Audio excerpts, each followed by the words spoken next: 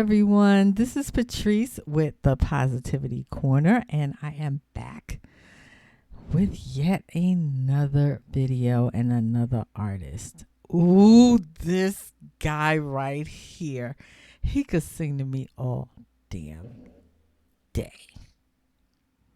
You might not recognize him though.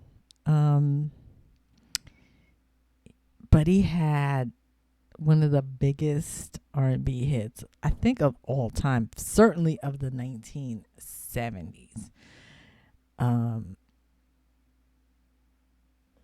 He was born Robert Hunter Caldwell, but of course, we all know him as Bobby Caldwell, and he is one of the smoothest singers around. Oh, I love him. Love this guy. I've only seen him once or twice in person. If you have not seen him in person, highly recommended. This dude, he can bring it. He can sing. Not only is he a great singer, but he's also a good songwriter. I'm going to play a few by him because I really like him. And he still is with us, and he still performs today. Primarily, though, he started out as kind of like a smooth jazz R&B kind of singer. My understanding from what I researched is now he sings standards. So in other words, he sings traditional pop standards from the Great American Songbook that I'm always talking about. And he also did a tribute show to the one and only Frank Sinatra in the late 90s, early 2000s.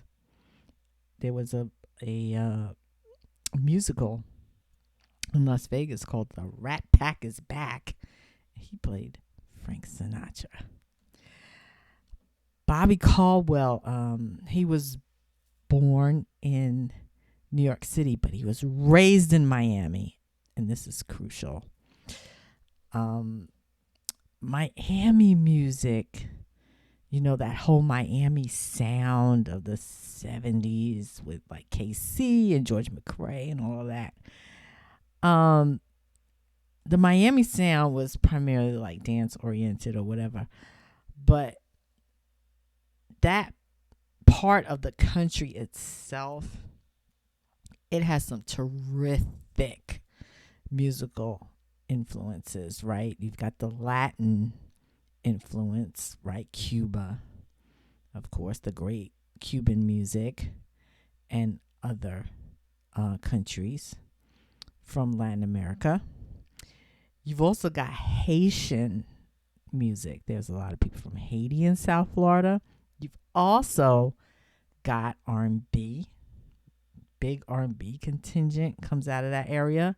And reggae. Bobby Caldwell's mother apparently was a real estate agent, and she knew Bob Marley. Bobby Caldwell became friends with the iconic reggae legend in the 70s. So there you go. Lots of influences for him. As with a lot of people on this channel, started out young. By the time he was 17, he was working professionally as a musician. And he signed with the record company in 1978. And was in the process of doing his first album. And this is the song that made him. I'm starting out with this one. This is his most famous song from 1978. He wrote it.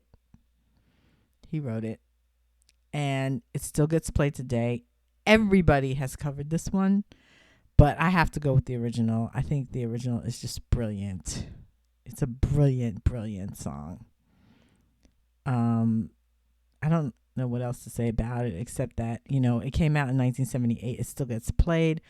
People sing along with it. Everybody knows the words.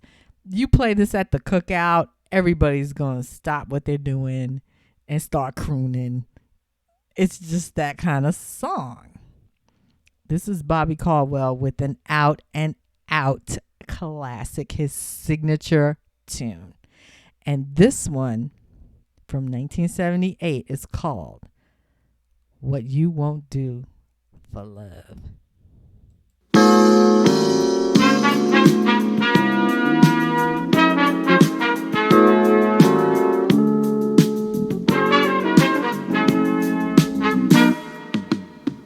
I guess you wonder where I've been. I searched to find the love within. I came back to let you know, got a thing for you, and I can't let go. My friends wonder what is wrong with me. Well, I'm in a daze from your love, you see. I came back to let you know, got a thing for you, and I can't let go. Some people go around the world for love, but they may never find what they dream of. What you won't do to do for love. You tried everything, but you don't give up. In my world, only you make me do for love what I would not do. My friends wonder what is wrong with me. Well, I'm in a daze from your love, you see.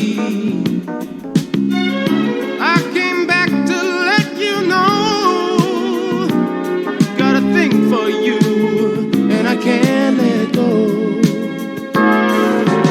Although I only want the best, it's true. I can't believe the things I do for you. What you won't do for love. You've tried everything, but you won't give up. In my world,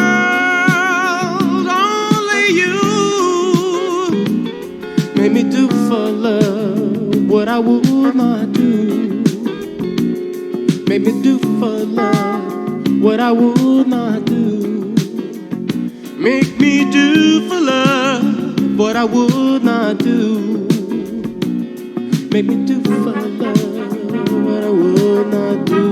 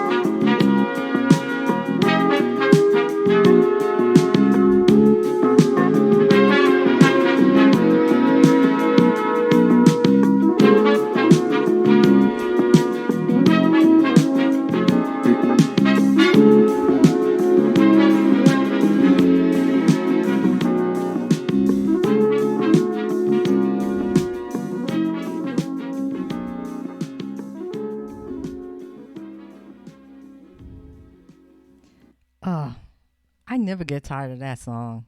For real. That is a classic, an out and out classic from 1978. That was Bobby Caldwell. And the song, of course, is What You Won't Do for Love. Um, I remember when this song came out. This is another one where I've said on this channel the chart position was deceptive. It was a big hit for him. I'm not saying it wasn't, but it was a monster. You couldn't get away from this song, for real. You could not get away from this song in 1978. It went to number 9 on the Billboard Hot 100. It was number 6 on the Hot Selling Soul Singles chart. And it was number 10 on the Easy Listening chart. And it was one of the top 100 songs of that year. And it is his signature song.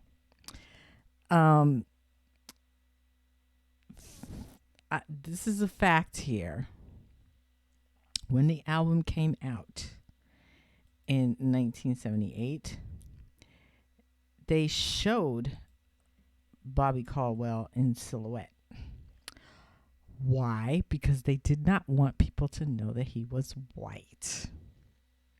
The record company apparently tried to hide the fact that he was white. Why? Because he was on a record label, TK Records, out of Miami.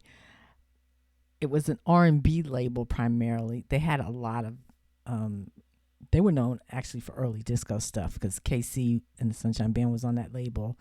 George McRae, there was a bunch of people on that label. Anyway, it was popular, that particular record company, TK Records, it was very popular among African Americans.